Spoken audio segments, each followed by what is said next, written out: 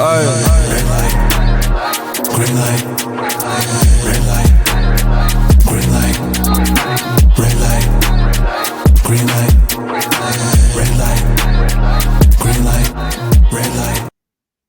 Well, lads and lassies, the festive season is nearly upon us, so grab yourself a wee old brewski and a wee chair because it's time for another episode of the Soul Sessions, of course, with your host as always, Soul. But with me today, well, formerly one half of the Karnage Pro Tag Team Champions, he is Adam Carter. Welcome to the show, buddy. Oh, thank you for having me. I'm looking forward to it. Oh, Adam's a true blessing, my friend. But of course, Adam, do with every guest of the show, you know, every guest has a story. Every story has a beginning. Adam, how did your story begin as a wrestling fan? I've always loved wrestling since I was a kid, as long as I can remember, really. I remember when I was a kid, I kind of accidentally stumbled upon sort of old wrestling. It might have even been World of Sports style wrestling. You know, when they get hit with a chair and there's like ouch come up on the screen or bang or what all that kind of stuff. I was like, this is cool. And then not long after that, I don't think it was. I think I ended up watching like an episode of old Monday Night Raw, and I was like, this is cool. This is cool. I remember my first WrestleMania was like WrestleMania 17, I think, and I was just hooked ever since. Never thought back then I would probably get into it. I just thought I'd be a fan. But yeah, here we are. Well, that's the fun of the future. You never know what lies ahead of you. That path can just take you into a wee bit of a loop-de-loop situation, but here you are nonetheless. Yeah, exactly. It's a fun element of it, brother. But obviously, you mentioned seeing that old World of Sports footage, and World of Sports obviously iconic to the UK with its history. For maybe our American viewers or people not familiar with the UK scene, World of Sport, how integral do you think it is to wrestling's history within the UK? I think it's very, very important. Like, I obviously train at New Wave Wrestling, and a lot of the sessions when we do things like some tape studies, we do a bit of technical wrestling. It's always going back to so and so on World of Sport done this in this way, and this is how it's evolved over the years, or this is where this move has come from. I think it's very important. I think it's paved the way for a lot of wrestlers that are very popular today. Yeah, 100% there, I agree. And obviously, I know World of Sports had a relaunch as well this year, and a lot of new faces, a new generation. Yeah. It's quite fascinating. Obviously, this element of the past now coming back to modern day, such historic, obviously, with the wrestlers of the past. I wanted to know, and obviously you mentioned, you know, studying it with New Wave. Has there been any sort of old names popped up that you thought, yeah, you know what, really like to study their technique? I, off the top of my head, can't really remember the names. I was never like, that was how it started, and then I quickly became like, you know, American wrestling style kind of. But obviously people like Johnny Saint pop up a lot.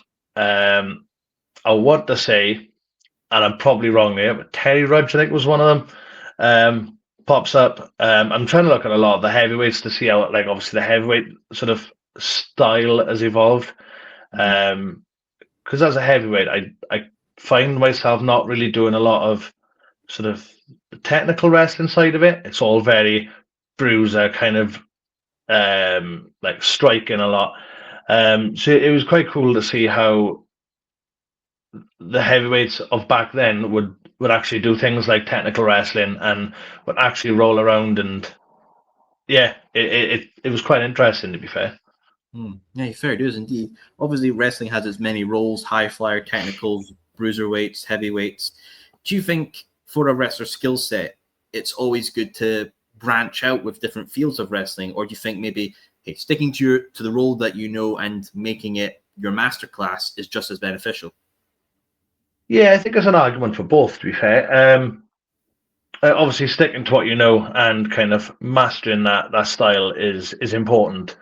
Mainly because you become better at it than the next person, but also studying other styles, trying to incorporate other styles as well into your own style of wrestling is also important. It kind of keeps you fresh, keeps you interesting as well, I think. Yeah, fair point indeed. You know, being a very, Swiss Army knife of the tools, makes you very appealing to promoters and fans. But then being a master of your class, look at someone like Zack Sabre Jr., master of the technical class. He's done it in his own field. Now, obviously, Adam, you mentioned training at New Wave. I've had many on from New Wave, from Aluna to Tilly Rose to Jay Joshua, all talking about how New Wave is such an integral part of the Welsh scene, obviously with the many training schools it has as well. For yourself, Adam, what was it like being introduced to New Wave? It's been a place that I've wanted to go to for a very long time, since pretty much it started, obviously, where it was before. I was very close to joining there a few years back as well. But I started back in January this year at New Wave. Quite nerve-wracking to begin with, but I think that's just natural because it was a brand new place. You quickly become sort of part of the family, part of the team. It is honestly the best place I think I've ever trained. I have ever trained. The knowledge between all of the coaches is unreal. Like, you've got a lot of different styles of wrestling, a lot of different knowledge. You've got Brendan with his heavyweight knowledge. You've got Wild Boar with just knowledge of everything, and putting all that knowledge together, you can't really go wrong. It's outstanding. Yeah, absolutely indeed. And just the many trainers as well, from obviously you mentioned Wild Boar. I know Mark Andrews does some class as well, Danny Luna. But obviously when you mention names like that, you really think back to obviously NXT UK, exactly, a company that's been, or a brand, that's been gone for a fair bit now, maybe 2 years coming up, which is mad to think about. And obviously, maybe for American viewers and international, they just see it as, the British WWE that was never really given its spotlight, obviously put on the network, a few good takeovers, but never really given the highlighting factor. Do you think NXT UK's history and, message and pride and what the company was representing, or the brand was representing, lives on through, obviously, the likes of Wild Boar, Mark Andrews, Danny Lewin, and all the former NXT UK talent? Oh, definitely. Like, they've brought so much knowledge from that. From obviously sort of styles of wrestling on TV that would be different to wrestling on your normal indie show. The different training techniques they were given and they've brought in the knowledge they've brought from their time in NXT UK, and obviously people like Mark Andrews in NXT 205 Live, main WWE, I think it was Raw. Unreal. Like, you can't get much better knowledge than that. It's priceless, really, No, absolutely priceless. And that's the main thing with knowledge, that it comes from many fields, but when it's retained and passed on, it lives forever. And that's the important thing with knowledge. Obviously, WWE is heading to Netflix January 1st, so in about a month and a bit time. Obviously, in the press release, it's been announced that not everything from the network will be crossing over. Now, obviously, that's a worrying thing for history and preservation. One of those I'm thinking of is obviously NXT UK, because currently the only way to view it is on the network. Yeah. If we lose that viewing aspect of NXT UK to look back at what was built through the likes of, Eddie Dennis, Mark Andrews, Wild Boar, Nina Samuels, Trent Seven, Tyler Bate, and all these individuals, and to find out that within this new year, 2025, that work is now essentially lost media, do you think it's a massive, loss to wrestling if we can't view that anymore? I think it's a huge loss. If I wasn't aware of that, to be fair, I've not really caught up with it, but that would be a massive loss to not just UK fans or European fans, but the fans all around the world. Really, it's a way of introducing, if they haven't seen them already, introducing these new, or not so much new, but these UK wrestlers to people around the world, and having a brand new fan base. That there was a few people on NXT UK. Like, as I said earlier, I was a fan of kind of WWE wrestling, so my exposure to indie wrestling is, in the grand scheme of things, relatively new. So when I watch NXT UK, even for me as a British wrestler or British wrestling fan, it introduced new people. So to miss out on that footage and not be able to go back and see some of the absolute classics that were put on there, that would be a shame. And again, they wouldn't be able to see where perhaps some of these people not so much started, but got their name, I suppose, or was exposed to a lot of people. So yeah, it'd be a big shame. I'd be gutted to see that kind of go to waste, really. I mean, here's hoping, mate. Maybe we can find a pirate ship and sail the 7 seas of piracy. I mean, I'm obviously hey, needs must. Or obviously, people love their NordVPNs, but hey, digress on that. Well, hopefully, history can be preserved. Even for the people who put the matches on, to know that they've put these absolute classics on, they've gone to war, they've put their bodies on the line, and yeah, okay, they've got their own footage of it, but other people can't see that, and I think, yeah, it'd be a bit of a crying shame, that really. I mean, it really is with NXT UK. You think of some major history parts that you see, obviously, Tyler Bate coming into his own from a young man winning the NXT UK Championship to now obviously being still a part of the main roster. You have Pete Dunne's run as the bruiserweight. You have Walter ascension into the mainstream star, and then obviously becoming Gunther in the main roster. But coming back to home as well, I think of like Eddie Dennis, you know, he kind of really made his international name within NXT UK. Nina Samuels was someone who was featured, and now she's one of the biggest stars within the UK scene itself. Obviously, the formation of Subculture, Flash, Mark, and Danny. Yeah. One of the first, I believe it was Wild Boar and Eddie Dennis had one of the first dog collar matches in WWE in the longest time as well. So there's that history factor gone as well.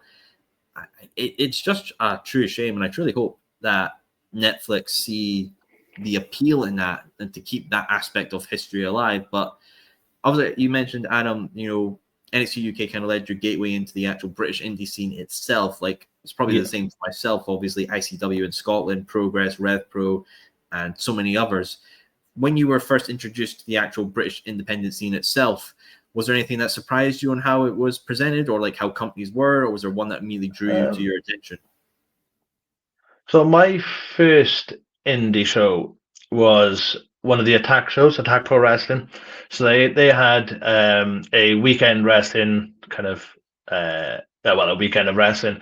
It was the original Chris Travis Tag Team Invitational, and obviously what it says in it was a tournament, a tag team tournament with the odd kind of singles wrestling matches in between.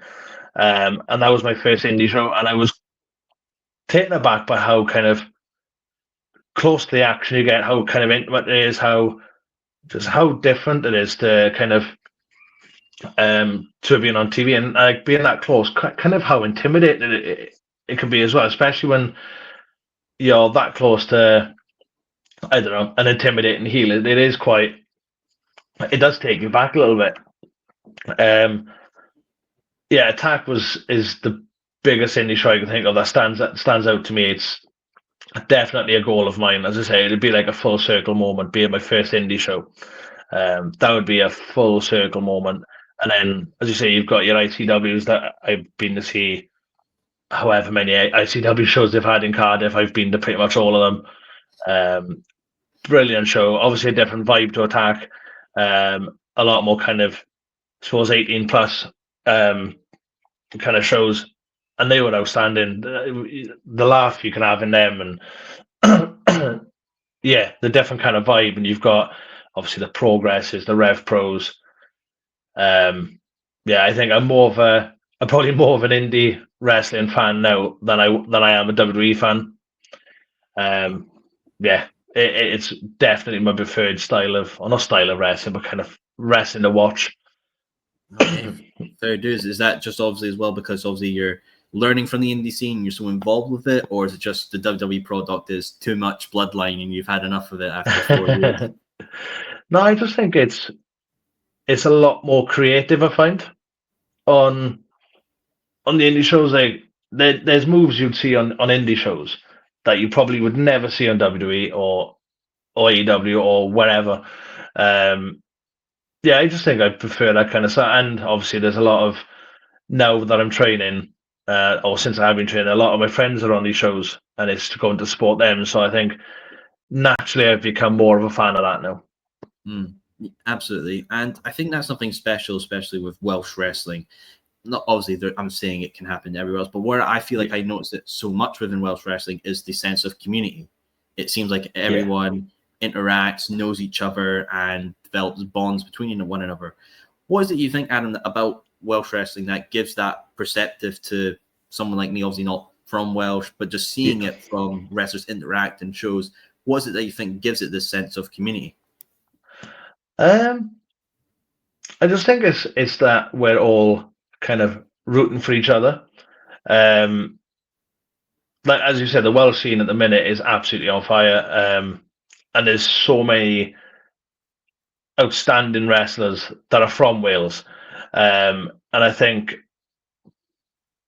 I don't really know what would make it feel like a community to you. I think it's just the fact that we've got so many shows in Wales with so much good talent, and you can hopefully, at least from you guys looking in, you can see that we're all supporting each other. We're all here bringing each other up.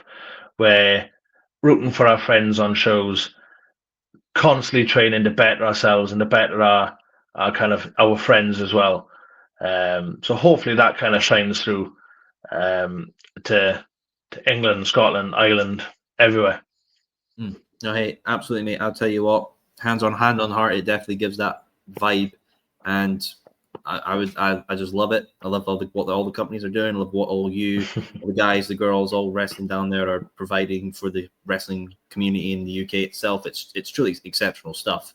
Now, obviously, I know a company that you've been a part of as well. I mentioned before, obviously, No Mercy Wrestling.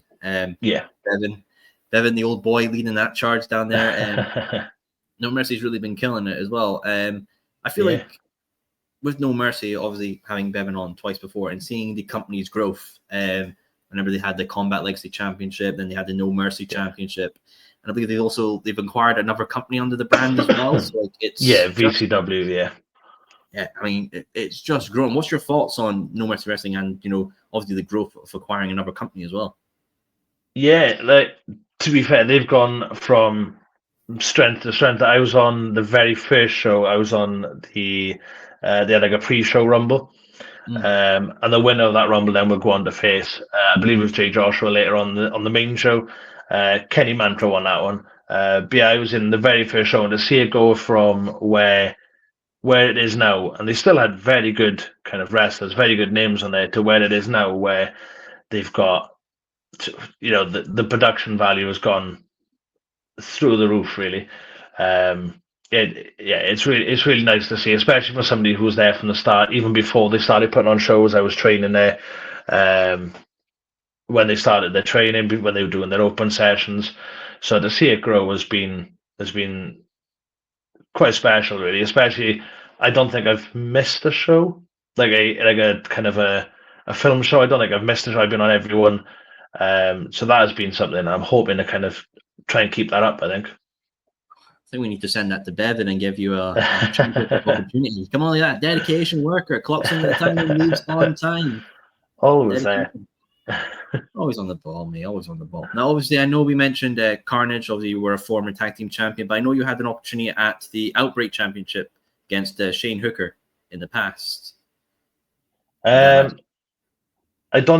I have wrestled Shane in the past. I was at No Mercy though. I haven't had a shot at the Outbreak title yet. I hope I do. But I have wrestled Shane Hooker in the past. Yeah, that was one of No Mercy's first shows, possibly third show, maybe. No, I mean, he is a young laddie as well. I know he's had injuries in the past, but he's truly a young laddie who's committed and dedicated. And I know obviously another young laddie as well, Leon Cage. He's now made the Red Pro debut. He's going to get going against Michael Oku as well, and that's just scary. Man, the boys having the time there, and I think it speaks to the youth as well. They're down in Welsh with how much they're dedicated and they got the drive for it. Do you think it's just young spirit, or do you think there's something in the environment within Wales that gives these youngsters that dedication and drive? I think it's definitely 100% to do with the drive. Like to see the enthusiasm and the mind for wrestling that people like Shane Hooker and Leon Cage have got is insane. That if they're not on shows, they're constantly traveling to shows where they're driving, jumping in cars just to help crew, to watch, to kind of show their face, to get their kind of name out there. They are constantly somewhere. Yeah, Shane is a ridiculous talent, and he's only going to get better, which is the scary bit. And the same for Leon. He's and I know a lot of people echo the statement. He's probably one of the best young wrestlers in Wales, maybe even the UK at the minute. He is outstanding, and his mind for wrestling, he's so creative. I'm looking forward to watching back his match with Mike Logu on, I believe, Sunday. I was there on the same show as him when he wrestled him at New Wave, and that match is hands down probably match of the year. It's scarily good, very good, and he's only 17, which just makes it even scarier, really. Yeah, sorry, Meltzer. You might have to put Osprey and Danielson in the back burner. Real big matches are coming in now, Sonny. But obviously, I can't remember what I was doing at 17, but it definitely wasn't putting on ridiculous matches at some of the biggest promotions in the UK and traveling abroad to wrestle as well. Yeah, and I think when I was 17, I was drinking a bottle of Bucky in a field somewhere. So yeah, things for us, old boy. Times change for us. Obviously, we mentioned in the beginning, obviously, you're a former one half of the Wrestling Karnage Tag Team Champions. And I'm correct, obviously, that was your first championship you ever won. Yeah, pretty much, yeah. Right, congratulations on that former achievement. Obviously, thank you. I want to know the mindset of obviously grinding for so hard, doing this, and then being rewarded with a championship opportunity and then getting the belt. Your thoughts on that? Yeah, it's ultra rewarding to be training week in, week out, sort of as much as I can, to giving up your time to go and help crew with shows, help at shows, just turn up at shows, just to, as I said earlier, get your name out, and then to be grinding away on shows like Karnage, which are brilliant shows, great atmosphere, and I love being a part of them. To then eventually being trusted enough to have a title shot and eventually winning it, it's extremely rewarding. It kind of makes the hours of absolutely sweating and being absolutely shattered at training, and the miles you travel to go and help at shows, wrestle on shows and everything, it definitely makes it worth it. Shows life can be truly rewarding, and it rewards us in other ways as well. And I know one way rewarded for yourselves, obviously, you became a father as well. Congratulations. Yeah. Oh, thank you. I would love to know, becoming a father, how does that affect your mind within wrestling? Does it affect the way that you maybe do styles now or approach that? What's your thoughts? It definitely makes you kind of think about things more. Like more so the reason behind you wrestling. Like to some people, it's just a hobby, but to show your daughter, she's only 1.5, so she doesn't really. Well, she's not going to understand now, but to show that no matter what your hobby is, whether it be something really out there, something really popular, or something like wrestling that might not be as common as a hobby as football, rugby, or whatever, it doesn't matter. Just go after it. That is definitely kind of makes you think about why you're doing it. With kind of what I'm doing, I like to think that I, not yet anyway, done anything mental enough to kind of think, well, hang on, perhaps I should rein it back a bit here. But it definitely will. It'll definitely be a contributing factor in the back of my head. And it probably is subconsciously now, really. And I've not really thought about it. It makes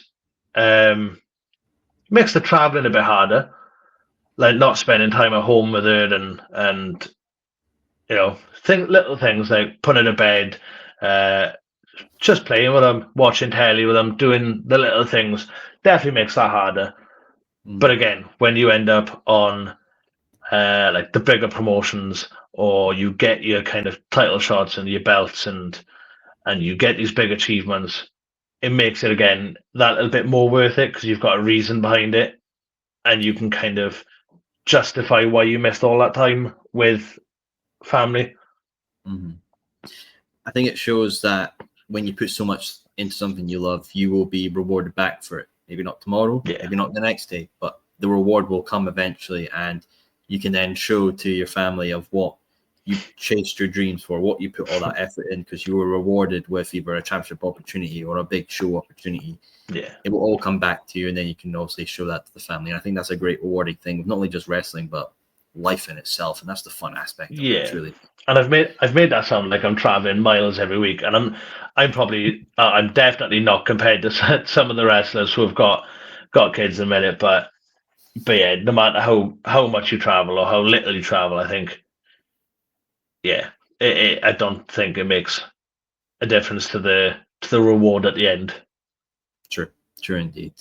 Obviously, we've spoke a lot about New Wave, but I know obviously you've got a big opportunity at New Wave because aren't you facing Connor Mills soon in like a couple days? Please. Yeah, a week today. Oh, my boy. I mean, big one. He's quite an accomplished lad. I've heard a lot about him, obviously, from Jay Joshua, Duke Degnan. They speak highly of this boy. He's quite an athlete. He's very good. Does this feel like a proving point for you going against Connor? I think so. I had him in. I've wrestled Connor Mills 2 shows ago for New Wave, 3 shows ago maybe in a scramble. We had a lot of big names in that scramble, and I ended up doing quite a bit with Connor. So I know what I'm getting myself in for, to an extent, or at least I had a small preview of what I'm getting myself in for.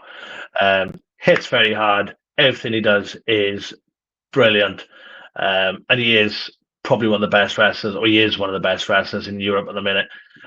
So to have a singles with him and to be trusted, to have a singles match with him, and as you said, I've proved myself to all the coaches, all the people I train with at New Wave, is there. It means a lot, really, to be trusted with that spot on a card when it could have been given to somebody else, really. So to have my name sort of plucked out and gone, we'll give him to Connor Mills. It's definitely a proving point. I mean, I think that just shows that you're growing in the right direction. You know, you're developing as a wrestler and getting these opportunities to show that what you're doing right now is heading in the right direction. So you're going to get rewarded for that, mate. So feel proud in that. That's the main thing to feel. I am. Yeah, I'm 100% proud of it. I don't think this time last year I would have been at this point. So to know that I've grown that much to get this point where I'm wrestling somebody like Connor Mills is pretty humbling, really. Look at that dedication and fast learning. You're the best kind of employee. That's what we like, man.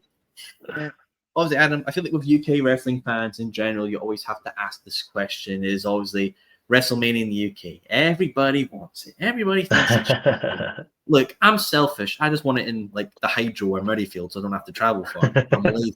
I like to save money on trains. But obviously, we have Clash of the Castles kind of became our thing. We've had it in Wales. We've had it in Glasgow. But I want to know from yourself, do you think we should continue that tradition, or do you think maybe we should let Clash in the Castle go so we can get something like a Big Four or another type of pay-per-view? It'd be nice to see Clash the Castle stay. I don't think there's any harm in having one of the Big Four, even if it means that perhaps one year we do have to miss out on Clash of the Castle to have one of the Big Four. I definitely think we got the stadiums for it. Yeah. Even just in Wales, we got the Principality, which holds tens of thousands of people. Would be perfect. We've got kind of roof on, roof off.